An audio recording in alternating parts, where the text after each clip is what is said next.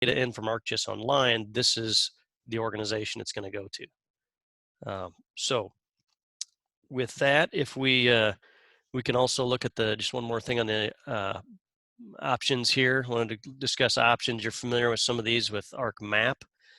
Same type of thing. You would set up these options for your Pro project, and these would be then set for the entire project and everything that you do within that. So going back to our map here, so one of the things we are familiar with in Arc Catalog and how it works with ArcMap, in a similar way, we have a catalog view in ArcGIS Pro. So here, if I go to View, I say Catalog View. This is a similar type of look and feel of what you're used to with Arc Catalog. And here, if I go into my maps, I'm going to see I have one map. That's this one here that's open. I can add multiple maps. I can say new map here. It'll create one and it'll open it by default. So this catalog view is kind of a way to control behind the scenes on what's going on with your Pro project. Toolboxes, the things that we're kind of familiar with. In this case, when I started my Pro project, it went ahead and created a default geodatabase. This geodatabase is tied to my Pro project. And you can see the little home icon next to it. That means it's set as the default. Automatically creates that anytime you do a new Pro project. So that's just kind of a nice way to have, right away, if I start creating layers, I'm able to just have a place where it dumps them into there. But in this case, what I'd like to do is, let's say I wanted to add a database. I could click add, and it's going to add a new database connection. If I go and navigate to where that's at, I can connect to any geodatabase there. Or in this case, I'm just going to do new, and we're going to create a new file geodatabase for this. And I'm just going to call it my demo. And again, some of this, familiar from ArcMap and Arc Catalog. I'm going to do a new feature data set. And as it creates this feature data set, you'll see it's using the geoprocessing window over here on the right. So in this feature data set, I'm going to call this stormwater. And then I'm going to define my coordinate system. And we'll go and do our state plane. We'll do nat 83 US feet, and then we're in Illinois West is where we're at. So I'll select that one there. I'm going to go ahead and define a vertical coordinate system while I'm at it. And we'll do navd. In this case, I'm going to do navd 88 height US feet. Okay, and so I'm going to go ahead and create that. And basically now what it's doing is you see it ran there, created my feature data set under my new My Demo geodatabase. Now I want to come in here, let's say I want to add my new feature class. Okay, so I'm going to go ahead, again, we're back here on the right side, create feature class, and I'm going to call the first one SW structures, and we'll call that a point, and then we'll click finish.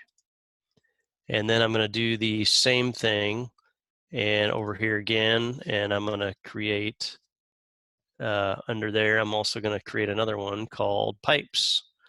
And here we have SW pipes, and I'll call that polyline, I'll make it line, and then I'll do finish.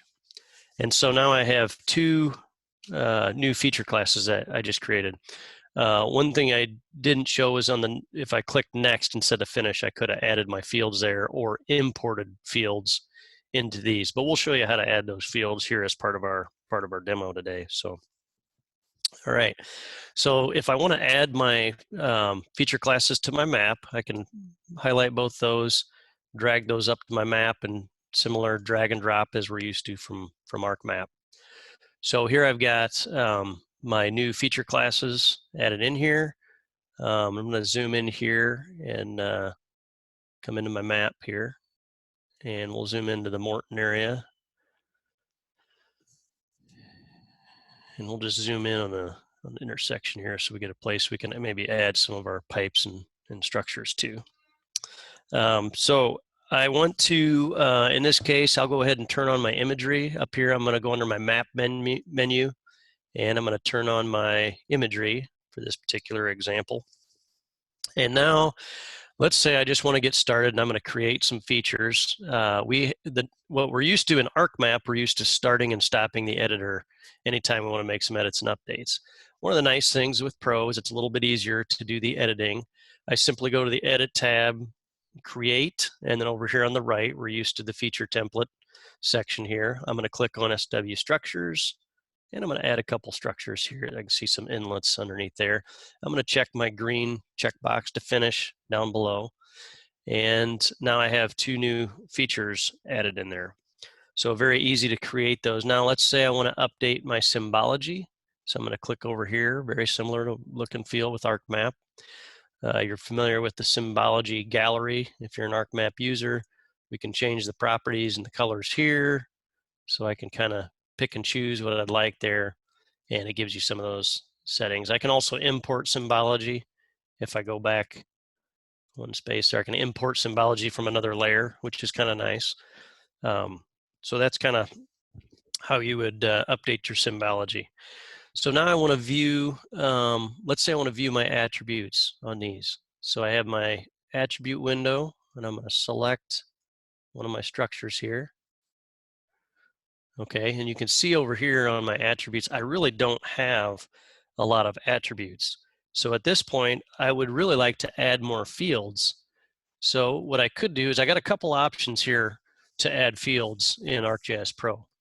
One of the ways I can do it is going up here to the Data tab. I can go to Fields, and you can see here I got fields, subtypes, domains.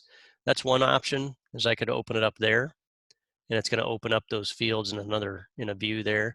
Or if you're kind of used to the way ArcMap operates, you can open up the attribute table.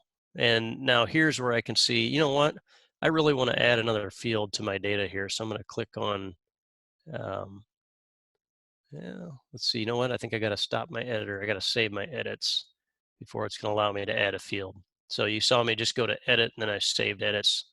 And then I'm going to add a field here. So in this case, and a lot of times, sometimes it'll default up there. I can drag these windows wherever I want. So I'm going to drag this one down so I can still see my map. And now I'm ready to add fields. So for my structures, I want to add a field here, and let's just call it type. Okay, and then I can select, which one I want there. I'm just going to do a text for now. We'll go ahead and save that. And anytime I make a change to my fields, if I add a field, I need to save that. And that's what it's doing here. Okay. Let's open up our pipes. Again, I'm in the attribute table for my pipes. And let's say I want to add a field to my pipes called, let's add material. So I'm going to add material to my pipes. And in this case, I want to create a drop down for my material. So I'm going to say text. And over here, now this is where it's kind of unique. I can actually add a domain to that field called material. I can add that right here. So I'm going to do a new domain. My domain name is going to be material type and type of pipe material. Okay, then I can tab over, and we're going to start here in our code section, and we'll say RCP, and then PVC, similar to if I was making a domain in ArcMap. We'll do PVC, we'll do CMP, just so we get some options there, and lastly we'll do other. Okay, so now I can go ahead, and I see it's adding an extra line here for me. So actually I added those in the wrong. Here's what's cool. I think I can copy and paste these maybe in the other one. See if it'll let me do that. Nope, not in this case, it won't. So we'll delete our first line for that domain since I accidentally created a new one. So we'll call this one our material type. Okay, and then since I created a new domain, now I have to save that domain up here. But the nice thing is you can do it on the fly there. So I went ahead and I added a field called material, and I saved that. I added a new domain for that field. So now if I go back to my data, Now I have the material field. And if we go ahead and create a new pipe, create a pipe here, we'll just connect these two structures with the pipe. And if I look at my attributes, I now have the material option. So I can select RCP and I can say apply. So just a nice way to be able to add those domains on the fly. You can kind of build and adjust your schema as you go. So just really valuable to be able to have that capability. So now for us ArcMap users, and we're trying to make this transition, go ahead and save my edits. What you're really going to want most likely is to take all of those old MXDs, those ArcMap documents, and you're really going to want to convert those to ArcGIS Pro. After all, that's the goal. I'm wanting to migrate from ArcMap to ArcPro. Esri makes it really easy to do that when we want to bring in our old MXDs. So I can go to Insert, and I can say Import Map. And then in this case, I'm going to go ahead and pick on Morton again. And I'm going to bring in a MXD called, we'll just say Morton Sidewalks. And I have an MXD for sidewalk layer, and I'm going to bring that in. I'm going to import that into ArcGIS Pro. The nice thing is, as it's bringing this in, it's going to bring in the symbology, it's bringing in the layers, it's bringing in all the sources. It really is a simple migration to get your MXDs and ArcMap documents into Pro, and that's one of the great advantages here. And I know Esri was definitely thinking about users transitioning. So you'll notice it even, it's got my base layers, everything that I had in my MXD is now in Pro, and it was that easy. So I've got everything pathed correctly the way it is there. And now I'm ready to start editing and updating my maps there. So that's adding an MXD. Now, the nice thing is, as you're probably familiar with or you've heard of, ArcGIS Pro works very well with ArcGIS Online. They really interact well together. So let's say I want to add a map from ArcGIS Online. So that's where, again, I can go to Insert, I can import map. Now, remember I showed you up here in the top right corner, I'm signed into my organization. I have this option under adding data. Instead of picking my project folder and whatnot, I can go to my portal. And in this case, I'm going to go to my content. This is looking at my ArcGIS Online content. So in this case, I want to do a search for, let's say, leak. There's a leak investigator map that I want to bring in. So here's my leak investigator map. Again, this is living on my ArcGIS Online account. And I'm going to import that into my Pro project. As this imports my ArcGIS Online map, it's going to have my layers also from ArcGIS Online as well. So if we look at this, you'll see that my data source, it's automatically pulling from the feature service from my ArcGIS Online account. And the nice thing is now, one of the huge things that obviously we all wanted with ArcMap was I want to be able to edit my data, that I want to be able to edit my feature service on the fly.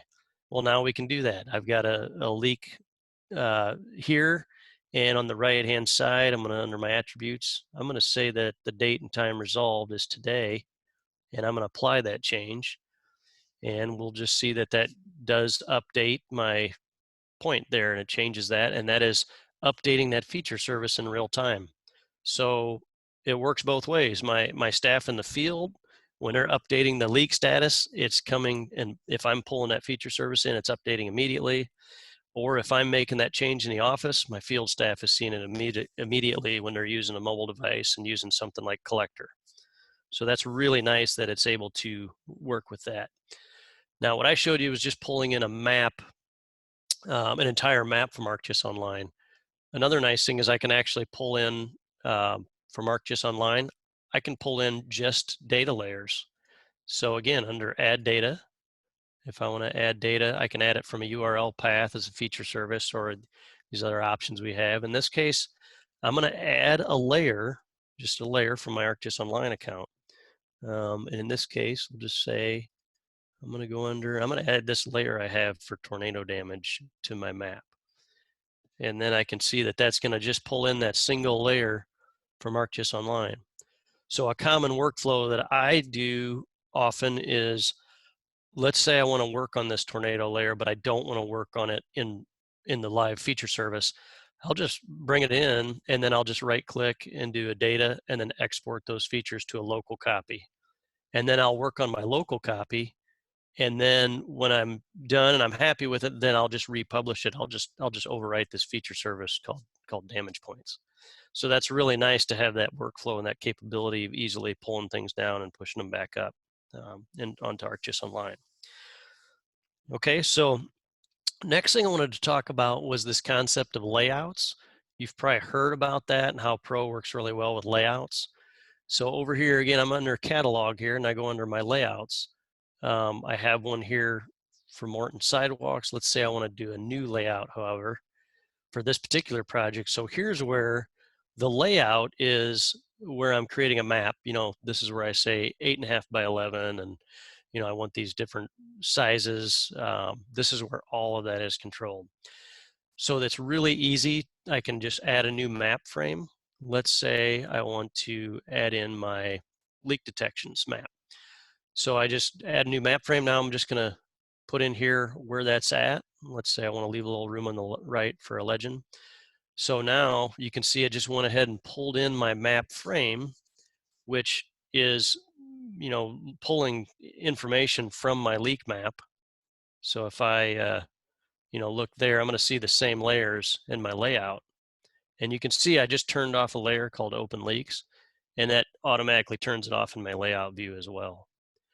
And as I roll with my mouse button, you can see it's rolling in the layout view, it's zooming in. Let's say I wanted to navigate on my map then, and if that's the case, I would right click on my map frame and I could click activate. And now it's going to let me navigate in my map while I'm in the layout view. And if I want to get back out of there and go to my layout view, I'm just going to go back here. Okay. And then I could also insert different things there, like a text box, north arrow, all of that we're used to in ArcMap. I can put in here in the layout view in Pro. So very helpful, very user-friendly with those on the layout view. So let's say one of the things you like, and one of the things I liked in ArcMap, was the data-driven pages. I wanted to create multiple PDFs throughout my entire city. The data-driven pages was handy. It's very similar, and you have the same capabilities in ArcGIS Pro. I'm going to jump over to a separate project here that I've already got some data-driven pages created. It's in Pro. It's called a map series instead of data-driven pages. So if I right-click in my map series here and I go to properties, it's looking for an index layer, a grid index. So if you're familiar with data-driven pages, what that looks like in my map is just, let's see if I can find which map I'm looking at. It's just this grid. I have a grid layer that defines my layout on those. And then in my layout view, of course, that's just pointing to that particular grid index layer. And that's how I do those series. So you can see then as I double click over here on the left, it's changing the frame to where that grid index is actually at. So pretty handy, pretty user-friendly. Again, we just wanted to show you the different capabilities on Pro and kind of cover some of the basics to get your feet wet. Again, overcoming our fear, to let you know that the transition isn't all that difficult, and certainly something you can pick up pretty quickly. There is it's in its mature state. You know, a lot of us are afraid to jump into things when it's beta version, but now we're in 2.5, and I can tell you the stability of Pro has increased tremendously since 2.1, 2.2. There's tons of content online. We've got a YouTube channel as well that you can look up tutorials and how to do things in ArcGIS Pro. And then if you need additional you know, training, we can certainly help you out with that. Some of you might be familiar with our Kickstart packages we have. We come on site 3 to 4 days. Of course, now those would be handled remotely. We provide a lot of high impact training on ArcGIS Pro, Enterprise, Online. and then we also offer managed services and general help for you if you need additional help there. So but that's it for the presentation component. Now I'm going to turn it over to Bill to cover the Q&A session. So, Yep. Bill? Thanks a lot, John. That was great. Got a lot out of that. I'm sure our attendees did as well. So I'm going to leave the Q&A box open here. If anybody has any questions, just shoot those in there. We'll try to answer those live. John needs to use his screen. We'll keep that up for a bit. So go ahead and you guys submit any questions you got for us.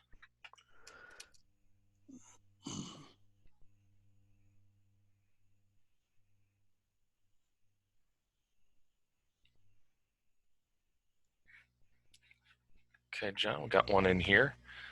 How do you publish a map to AGOL? Great question. Okay. So we have some nice options for publishing data to AGO. So I can either publish an entire map. Everything I see here would be published. All my layers on the left would be published to AGO. Or I can do one layer at a time. So if I want to do the whole map, it's nice. I have this option up here, this share. And under share, I can share a web map, which will make the whole, the whole map, it'll share it, or I can just share a layer. So in this case, and I think I can do that from here as well. No, not there, but I can do a layer. So let's go ahead and share a web map. And then you're going to see on the right-hand side, it comes up with this this window over here, share as web map. And then I just got to add summary and tags to it. And then here's where I can specify groups within my organization and where I want to share that map to. And then I hit analyze and then share, and it'll push that out to my ArcGIS Online account. If I want to do just a single layer, let's say I want to share damage points to my ArcGIS Online account, I go to sharing, and then I can share that as a layer. I'm sorry, not a layer package. I want to share that as a, you know what, it's not allowing me to share because this is already an ArcGIS Online layer that I'm looking at. So let's go to our structures. Let's go to sharing, and I'm going to share as web layer. And then you'll see a similar box pop up here on the right-hand side. And that's where I can add my contents. And again, and I'll analyze it, and then I'll just publish it right there. So yeah, good question. Good. Got another one here. What is the difference between ArcGIS Desktop and ArcGIS for Desktop? Is there a difference there? So I think what I would say is sometimes ArcGIS Desktop is the generic term for the desktop software. So if you said ArcGIS Desktop, you might be lumping in ArcMap and ArcPro is how I would describe that. If you're referring to ArcGIS for desktop, I think that's initially what they were referring to Pro in some ways, but general tendency now is just to say either ArcGIS Pro or ArcMap. Great. Well, nothing else here at the moment. We'll give it, oh, got one popped up here. How would ArcGIS Pro manage multiple users editing? Another good question. So multiple users editing, if you're editing a file geodatabase, you still, you cannot have multiple editors editing a local file geodatabase.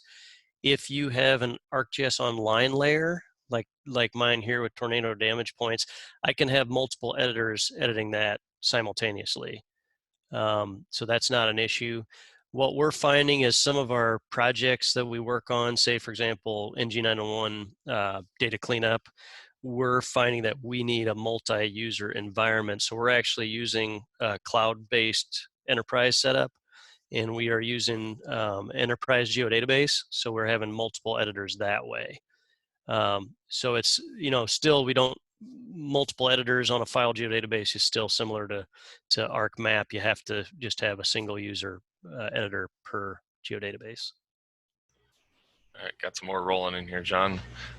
If you share your map as a web map, do your layers then get hosted as hosted feature layers and editable or non-editable, if so? Well, that is a good question. I tell you what, if we'll just go ahead and share it as a web map, and let's see what happens here. So I'm going to put test, and we'll see if it'll let us, once we analyze, it's going to push this. It says, okay, I analyzed and I got an error here. Service layer has a different projection than the map projection. Let's see what happens if we remove our damage layer, and then let's go ahead and we need to save our pro project here.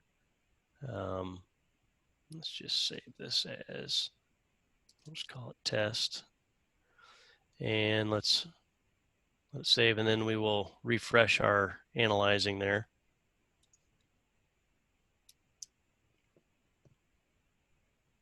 It still doesn't like that. So, well, anyway, we can check on the ArcGIS Online just to kind of, I don't want to get too far off track, but just to kind of show you, if I go to content, I can see that I do have some layers say hosted. So in this case, I have storm features and it says hosted there. I don't know specifically when you publish a web map directly if they're automatically hosted. I believe they are. I believe they are hosted. And just to explain, the hosted feature service just allows you some more capabilities. The other option would be if I took my feature service that's living on ArcGIS Online and I said create a view layer, I could create a view layer that's not actually editable, but it's still seeing those same features in real time. So hopefully that helps answer that a little bit. I clear that up. So. Yeah, couple more here that and then we'll start wrapping things up. How do you calculate fields in the attribute table? Good question. So here I have my attribute table open. Let's say I want to calculate material type. I can go to calculate field. And then on the right-hand side over here, we can do that calculation. Now, we have the option with Python or Arcade. So we can just type that in here. In this case, if I wanted to say PVC, put that in quotes, I could go ahead and actually run that calculation on my field here, and that would take care of that. Now, the other neat thing is I can actually also calculate fields from my ArcGIS Online layers, which is really nice. You can do that in Pro, and we've done that several times on without having to pull down the data and republish it. So really handy feature. Perfect. Two more here. Can you add a data layer from Arc Online, add fields/domains in Arc Pro, and re-upload/overwrite the layer in Arc Online? Yes, you can do that. And that is one of the great things about Pro is it gives you that flexibility. However, if you didn't know now, you can also do that on ArcGIS Online. So in this case, if I say storm features, I can go into fields here, and this is a hosted feature layer on ArcGIS Online. These are my field names. I can go ahead and add a new field right here in my ArcGIS Online layer. So if I do that, I say add field. Then if I go down to that new field I just added, I can create a list. And I'm essentially, when I create a list, I'm essentially adding a domain to that field. So you can do it in the ArcGIS Online interface, which is fairly new. That's capability has come about within the last year or so. But that's something we really like. But you can also do it in Pro as well. Perfect. And last one that we'll answer here, probably a good one for everybody. Is there any way we can download a trial version of ArcGIS Pro? I believe you can if you just go to Esri's. I'm sure Esri's got that out there, I would think.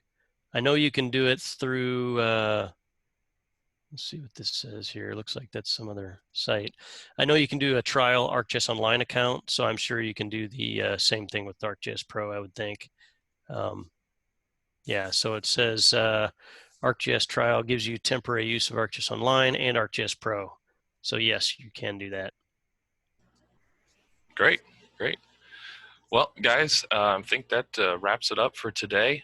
Any other questions that might roll in, we will save those and try to get back in touch with you guys later on after.